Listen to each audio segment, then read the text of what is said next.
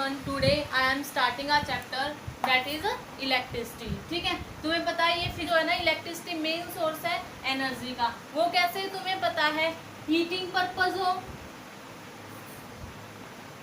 Heating purpose के लिए भी बात कर सकते हैं हम, ठीक है, या फिर हॉस्पिटल्स में या फिर हाउसेज में, हर जगह का क्या यूज होती है? आपकी इलेक्ट्रिसिटी यूज होती है। क्या यूज होती है? हर जगह आपकी इलेक्ट्रिसिटी। ठीक है, तो इलेक्ट्रिसिटी चैप्टर पढ़ रहे हैं। ठीक है, इस चैप्टर में मैं आपको चार्ज के बारे में बताऊंगी। आज किसके बारे में बताऊंगी?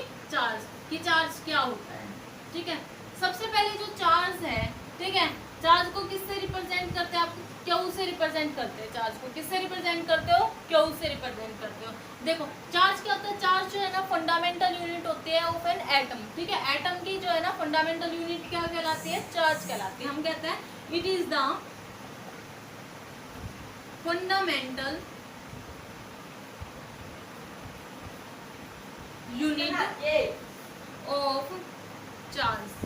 ठीक है, अब चार्ज की फंडामेंटल यूनिट कैसे होती है? देखो तुम्हें पता है एक किसकी होती है फंडामेंटल यूनिट? एक एटम की। किसकी होती है? एटम की। अब एटम की फंडामेंटल यूनिट कैसे होती है ये? देखो एक एटम के अंदर जो है आपके प्रोटॉन भी प्रेजेंट होते हैं, ठीक है, इलेक्ट्रॉन भी प्रेजेंट होते हैं, न्यूट्रॉन भी प्रेजेंट होते हैं। ठीक है, और तुम्हें पता है जो प्रोटॉन रहता है ना वो कैसा चार्ज कैरी करता है? आपका पॉजिटिव चार्ज कैरी करता है। और जो इलेक्ट्रॉन होता है वो कैसा चार्ज कैरी करेगा? नेगेटिव। ठीक है, मान लो ये एटम है, ठीक है, इसके अंदर प्रोटॉन्स भी होंगे और इसके अंदर इलेक्ट्रॉन्स भी होंगे। समझ रहे हो? ठीक है, तो जो आपका ये प्रोटॉन है और ये आपका इलेक्ट्रॉन है, ठीक है, तो जो प्रोटॉन है वो कैसा चार्ज कैरी कर रहा है? आपका पॉजिटिव चार्ज कैरी कर रहा है। और जो इलेक्ट्रॉन है वो आपका कैसा चार्ज कैरी कर रहा है? नेगेटिव चार्ज कैरी कर रहा है। ठीक है, तो इट मीन्स जो चार्ज होता है, और एक और होता है आपका न्यूट्रॉन। न्यूट्रॉन पर कोई भी चार्ज नहीं होता, तो हम कह सकते हैं न्यूट्रॉन पर जीरो चार्ज होता है। समझ रहे हो ना? तो इट मीन्स चार्ज मैंने बताया आपको ये फंडामेंटल यूनिट होती है। It is the fundamental unit of an atom. Okay, इसमें दो होते हैं, पॉजिटिव यानी कि प्रोटॉन जिसे बोलते हैं और इलेक्ट्रॉन यानी कि नेगेटिव चार्ज। ठीक है, अब इससे हमें क्या पता चलता है? जो आपका चार्ज होता है ना उसके टू टाइप होते हैं। कितने टाइप होते हैं चार्ज के? चार्ज को दो टाइप में डिवाइड किया गया है। ठीक है, कौन कौन से टाइप में डिवाइड किया गया है? एक तो आता है आपका पॉजिटिव चार्ज, एक हो गया आपका नेगेटिव चार्ज। देखो पॉजिटिव चार्ज की बात करते हैं तो पॉजिटिव चार्ज कब होगा? ठीक है, जब आप ग्लास रोड को, ठीक है, किसी भी सिल्क के क्लॉथ से जब आप उसको रब करोगे ना तो कैसा चार्ज आएगा? पॉजिटिव चार्ज आएगा। और नेगेटिव चार्ज कब आएगा? नेगेटिव चार्ज जब आप एबोनाइट रोड को किसी वुलन क्लॉथ के साथ रब करोगे ना तो कैसा चार्ज आएगा? नेगेटिव चार्ज आएगा। ठीक है, एग्जाम्पल ले लेते हैं पॉजिटिव चार्ज। जैसे मैंने बताया क्या होगा पॉजिटिव चार्ज? जब हम किसी ग्लास रोड को रब्ड विद सिल्क क्लॉथ, ठीक है, तो कैसा चार्ज आएगा आपका? तो आएगा आपका पॉजिटिव चार्ज। ठीक है, अब आता है आपका नेगेटिव चार्ज। नेगेटिव चार्ज कब आएगा? नेगेटिव चार्ज जब आएगा जब अब की बार कौन सी रोड लेनी है आपको? एबोनाइट की रोड लेनी है। ठीक है, ebonite road rubbed with woollen cloth. समझ रहे हो? तो कैसा चार्ज आएगा आपका? नेगेटिव चार्ज आएगा। ठीक है, अब हमने चार्ज के यहाँ भी टू टाइप पढ़ लिया। अब कोई बच्चा कहेगा मैम चार्ज तो ऐसा भी होता है कि हाँ भाई सिमिलर चार्ज और अपोजिट चार्ज। तुम्हें पता होगा ना सिमिलर चार्ज और अपोजिट चार्ज का क्या मतलब है? देखो अब अगर हम चार्ज में बात करें, चार्ज में अगर मैं बात करूँ अपोजिट चार्ज की, ठीक है, अपोजिट चार्ज। अब अपोजिट चार्ज कैसे? देखो मान लो एक पॉजिटिव चार्ज है आपका, एक नेगेटिव चार्ज है। ठीक है, तो जो पॉजिटिव चार्ज दोनों के दोनों अपोजिट चार्ज हैं। अपोजिट चार्ज हमेशा क्या करते हैं? अट्रैक्ट करते हैं। अपोजिट चार्ज क्या करेंगे? आप हमेशा अट्रैक्ट करेंगे। ठीक है, अगर मैं बात करूं सिमिलर चार्ज की, दूसरा आता है आपका सिमिलर चार्ज। अगर मैं सिमिलर चार्ज की बात करूं तो सिमिलर जैसे नेगेटिव नेगेटिव हो गया, पॉजिटिव आपका पॉजिटिव हो गया। ठीक है, तो जो सिमिलर चार्ज होते हैं ना वो हमेशा क्या करते हैं? Repel each other. क्या करते हैं? Repel each other. ठीक है, तो चार्ज में दो और प्रॉपर्टी बताई अपोजिट चार्ज और सिमिलर चार्ज की। अपोजिट चार्ज पॉजिटिव नेगेटिव दोनों क्या करेंगे? अट्रैक्ट करेंगे। और सिमिलर चार्ज की बात करें दोनों के दोनों सेम चार्ज क्या करते हैं? हमेशा रिपेल करते हैं। ओके, ये समझ आ गया?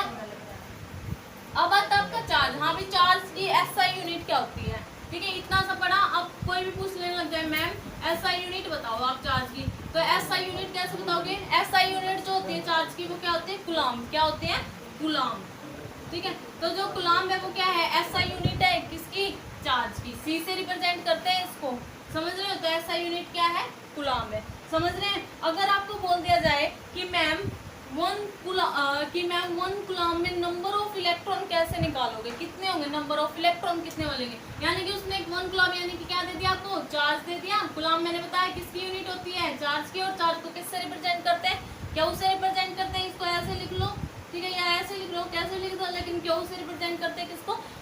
चार्ज को, समझ रहे हो? तो इसने कह दिया मैम मान लो एक कूलम ऑफ चार्ज दे दिया आपको, ठीक है, और पूछ लिया जाए कि नंबर ऑफ इलेक्ट्रॉन बताओ। क्या पूछ लिया जाए? कि नंबर ऑफ इलेक्ट्रॉन बताओ।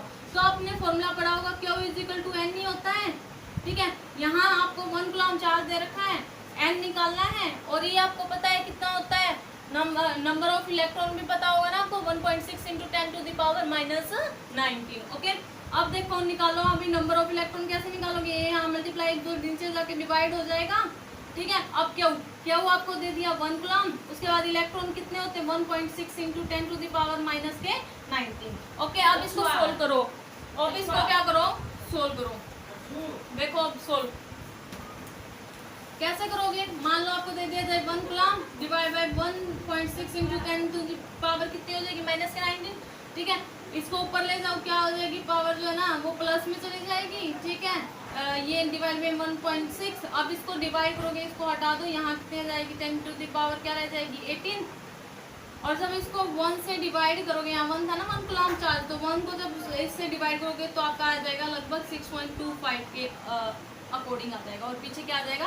कूलम, ठीक है। क्या आ जाएगा पीछे? कूलम, ठीक है। तो ये क्या आपका क्या निकल गया? ये निकल गया आपका नंबर ऑफ इलेक्ट्रॉन। क्या निकल गया आपका? नंबर ऑफ इलेक्ट्रॉन, ठीक है ना। तो नंबर ऑफ इलेक्ट्रॉन ऐसे निकालते हैं, समझ लिया? आज मैंने जो भी चार्ज में आपको बताया है, ठीक है। अब आता है चार्ज। इसके बाद मान लो इसके बाद दो छोटे छोटे टॉपिक और हैं जो आपको पता ही होगा, छोटी क्लासेस में पढ़े होंगे, कि कंडक्टर और क्या? इंसुलेटर। कंडक्टर क्या होता है? कंडक्टर होता है जिसमें से इलेक्ट्रिसिटी क्या होती है? फ्लो होती है, ठीक है। इंसुलेटर जिसमें से इलेक्ट्रिसिटी फ्लो नहीं होती। तो कंडक्टर हम कह सकते हैं in which electricity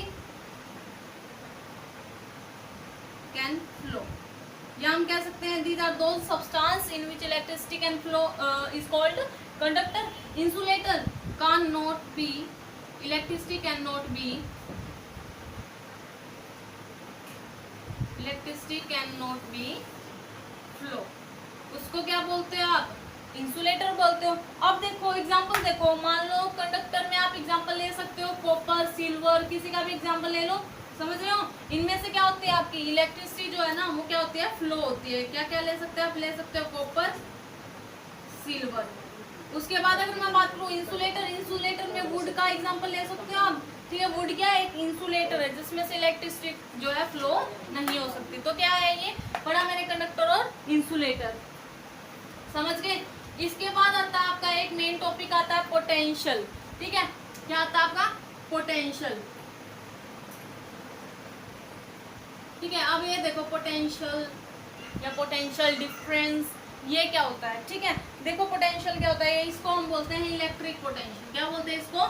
electric potential, ठीक है। अब देखो इलेक्ट्रिक पोटेंशियल क्या होता है? इलेक्ट्रिक पोटेंशियल होता है, हम इसको कैसे डिफाइन कर सकते हैं? सबसे पहले इसको जो है ना, इसका जो सिंबल होता है वो V होता है, ठीक है। कैसे, किससे रिप्रेजेंट करते हो इसको? V से रिप्रेजेंट करते हो। अब देखो इलेक्ट्रिक पोटेंशियल क्या होता है, या हम कह सकते हैं पोटेंशियल डिफरेंस को भी आप V से रिप्रेजेंट करते हो। तो इलेक्ट्रिक पोटेंशियल देखो सिंपली क्या होता है? इलेक्ट्रिक पोटेंशियल आपका होता है, it can be defined as the work done when moving a charge from infinity to that point, when moving a unit charge from infinity to that point। अगर हम unit charge को infinity to that point, ठीक है, it is the amount of work done when moving a unit charge from infinity to that point is called electric potential। Electric potential को हम कैसे लिख सकते हैं? देखो हम लिख सकते हैं it can be defined as when the amount of work done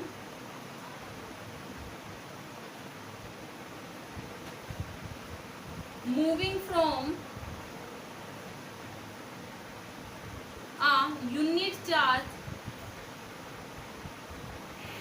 from infinity to that point.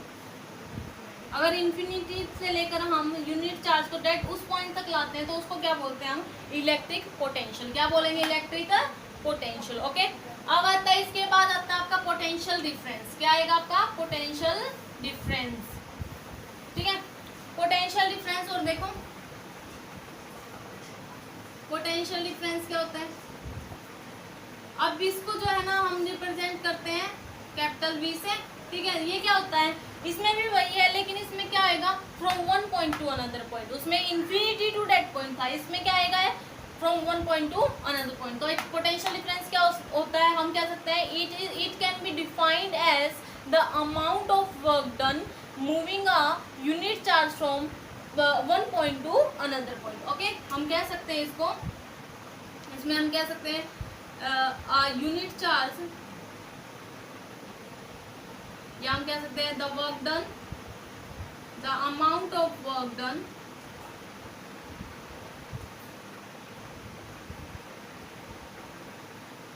Moving a unit charge